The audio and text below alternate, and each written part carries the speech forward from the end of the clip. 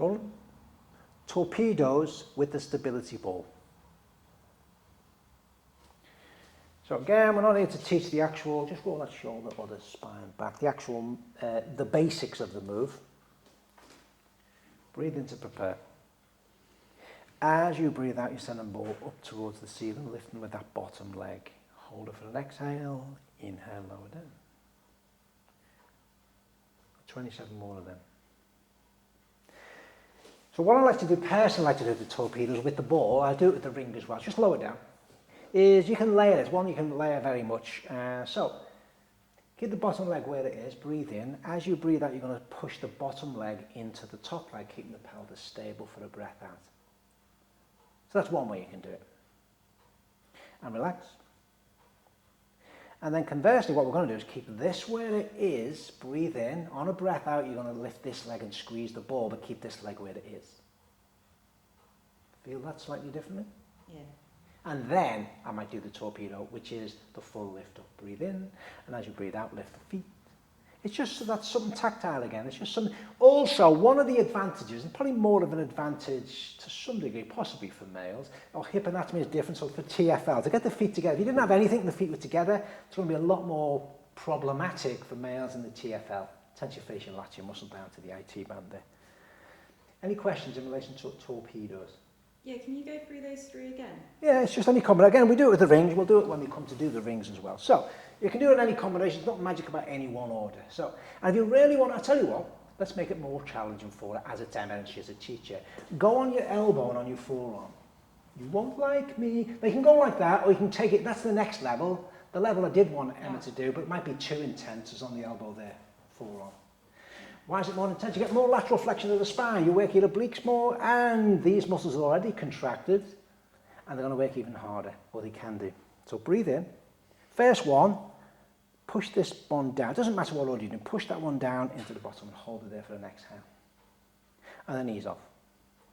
This time you're going to keep the top one where it is and push the bottom one and lift the bottom one into the top one, but don't let the top one move. That's the skill. That's the control. That's actually harder. For me, that one is the beauty one, because this one, we just want to lift a little bit. And lower down. The easier one to control, but more physically challenging, is the torpedo, especially in this bit. We'll give this a whirl. No idea what it's going to be like. Breathe in. You're going to lift it up. Lift it all up. Oh, both of them. Okay with that? You breathing. Make sure you're breathing. And then lower down. So from a physically challenging point of view, it's more physically challenging. Let's lift it all up. But for me, the other one is where this one stays where it is and push the top one into it. Because these muscles are still having to work. You're working the same muscle, just in a different way, but there's more control if they are actually trying to keep the top leg still. But anyway, that's your variation to torpedo. Don't neglect the top off. That is far more challenging. On any of those versions, the more upright you are, it's going to be more challenging. Because these muscles are already contracted, so I think we've got a video on bioarticulating muscles, or go and look it up.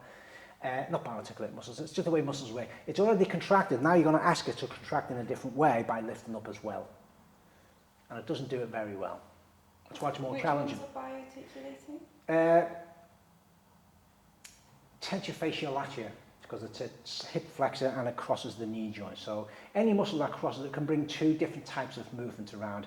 I did say bioarticulating muscle TFL is one, but you've got a lot of other muscles that you're asking them to do. Is it because you're asking it to push down? Yeah, it's already contracted. It's sort of like, so you can have this even in muscles that aren't bioarticulating. You've given them one job to do, and that's to lift up. Oh, you're now then asking them to do another job of lifting up from there. So you're asking them to work from this way, and then it's like, it's no different from work. At a job, you've got a job, you've got a normal workload, and then someone comes along and doubles your workload. It's going to be harder and tougher, isn't it? It's no different for the muscle. You asked it to do one thing, now you're going to ask it to do something else. Yeah, and it doesn't like doing two things at once, it just likes to do one thing. Make sense? Yeah. So the lower level version will be lying down as flat as you possibly can.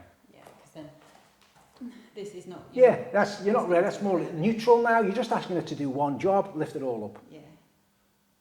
From the top leg point of view, slightly different from what's going on down the bottom. Yeah. I'll be honest with you, I prefer the ring one. It's more control required, and you can see more movement from a tactile point of view, from a proprioception point of view. You can see more going on. Any questions? So that's torpedoes with the stability ball.